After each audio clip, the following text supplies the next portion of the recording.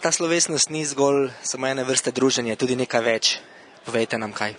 Točno. Mi smo se pred 15 leti ustanovili v Novi Sloveniji in sicer prišlo je do nekih novih razmer in vojni invalidi smo začutili potrebo po organiziranem nastopu pri uveljavljanju svojih pravic in to je bilo osnovno vodilo, da smo ustanovili društvo. Država ima vseeno še nekak mačehovski odnos do vojnih invalidov. Se je v tem času kaj spremenilo, gre na boljše? Vsekakor. Razlog ustanovitve je bila takrat do nas nekoliko, bi rekel, neprijazen ali pa neprijazen odnos takratne Demosove oblasti.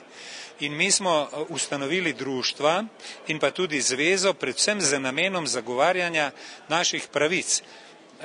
Vsi invalidi, vsi vojni invalidi v svetu ali pa recimo v Evropi imajo nekakšen približno primerljiv obseg pravic, ki jim jih država zagotavlja. In temu primerno smo seveda tudi mi v svojem delovanju želeli to doseči. Moram reči, da smo do danes v tem kar precej uspeli in tako tudi nameravamo nadaljevati. Koliko članov pa šteje vaše društvo?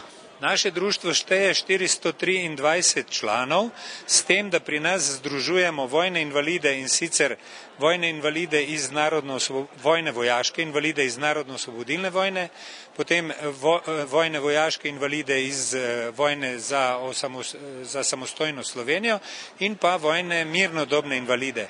Po zakonu o vojnih invalidih pa v našem društvu učlanjujemo in združujemo tudi družinske upravičence, ki so v zakonu o vojnih invalidih upravičeni do nekih pravic iz tega zakona in iz tega naslova in so tudi oni naši člani. To so vdove po padlih vojnih invalidih in pa vdove po umrlih vojnih invalidih, ampak to je bilo samo tam nekje do leta, če se ne motim, 84 ali nekaj takega, potem je pa to bilo spremenjeno. To vrstno srečanje in zabav je verjetno ogromno. Kaj vse počnete čez leto? To pa je malce drugače. Mi imamo kar nekaj posebnih socialnih programov, ki jih izvajamo za invalide.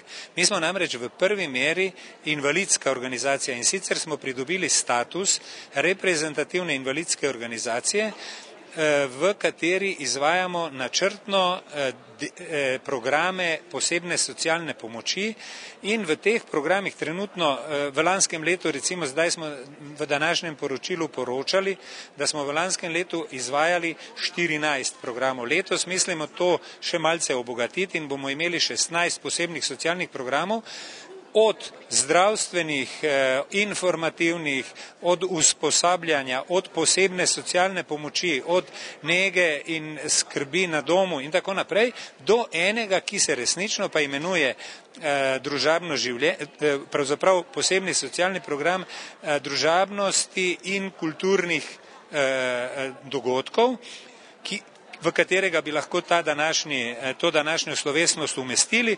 Kar pa se z vami na koncu strinjam, ni pa nepomemben, kajti povprečna starost naših članov je nekje okrog 82 let. In za te ljudi ogromno, res ogromno pomeni takle dogodek, ko se dobijo, ko se srečajo, ko se lahko pogovorijo.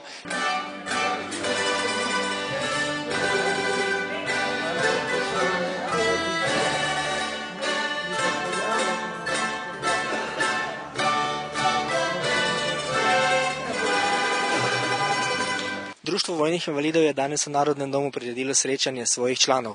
Žal pa smo ugotovili, da je na takšen spomenik, kot je tale tu za nami, ni dovolj, da bi nekako jim dali tisto čast za vso njihov trud in za vso njihovo borbo, ki so jo prevzeli v vseh svojih teh vojnah.